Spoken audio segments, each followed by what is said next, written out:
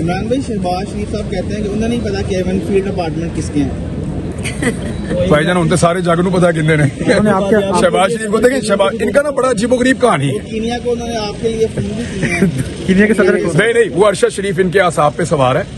ये एक्चुअली कुछ भी इनसे सवाल करें, इनके दिमाग में अरशद शरीफ शहीद जो है वो इनके आसाब पे सवार है।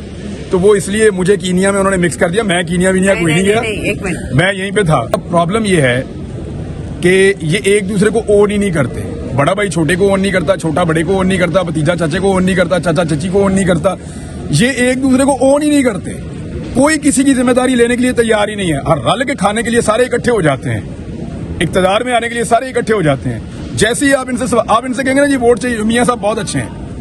जैसे ही आप वोट की बात करेंगे, ये बहुत अच्छा है, वो बहुत अच्छा है, मेरा बेटा बहुत अच्छा है, मेरी भतीजी बहुत अच्छी है, मेरा चाचा बहुत अच्छा है, मेरा भांजा बहुत अच्छा है, सबकी तारीफें ये करेंगे इकट्ठे होकर। लेकिन जैसे ही आप कहेंगे ना हिसाब दो, तो यार वो अपना देगा, वो अपना देगा, वो अपना देगा, वो अपना देगा, किसी को कोई।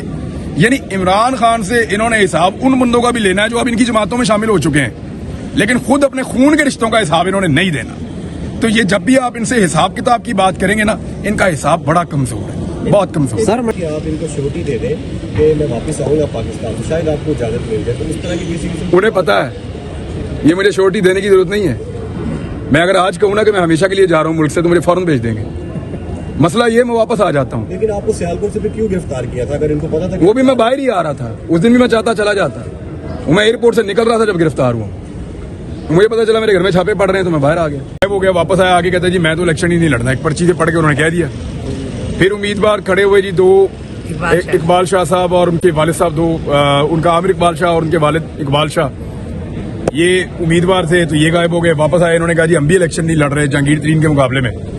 फिर एक खातून खड़ी हुई इफ़त साहिबा, उन्होंने कहा जी मैं इलेक्शन लड़ रही हूँ जहांगीर तरीन के मुकाबले में। उन्होंने जैसे ही कैंपेन शुरू की और कुरान पाक पे हलफ लिया, 3 तारीख को, 4 तारीख को वो भी गिरफ्तार कर दिया गया उनको, बगैर किसी वारंट के और किसी मुकदमे के, बकौल उनके। और फिर अगले दिन उनका भी स्टेटमेंट आ गया कि मैं भी इलेक्शन नहीं लड़ रही, 10 पतार हो गई हूँ जहांगीर तरीन के मुकाबले में। तो मेरे ख्याल में उनके बेटे को भी उनका MNA बनना पसंद नहीं आएगा। यानी उनके बेटे ये कह रहे थे एक ट्वीट के अंदर कि औरतों का एहतराम किया जाए और ये गंद जो है ये ना किया जाए पाकिस्तान में, इसके खिलाफ खड़ा होना होगा और इस तरह के फैसलों को कलअदम करार दिया जाए। तो बात यह है कि अपने अब्बू से पूछें कि 4 तारीख को एक औरत उठाई जाती है जो उनके अब्बू का मैदान में मुकाबला कर रही थी, और 5 तारीख को वो इनके अब्बू के मुकाबले से बाहर निकल गई। तो अगर अब्बू को ऐसे ही बनाना है इन्होंने मेंबर कौमी असम्बली, तो ये बाप बेटा तो एक दूसरे को फेस नहीं कर पाएंगे, तो बाहर अवाम को कैसे करेंगे?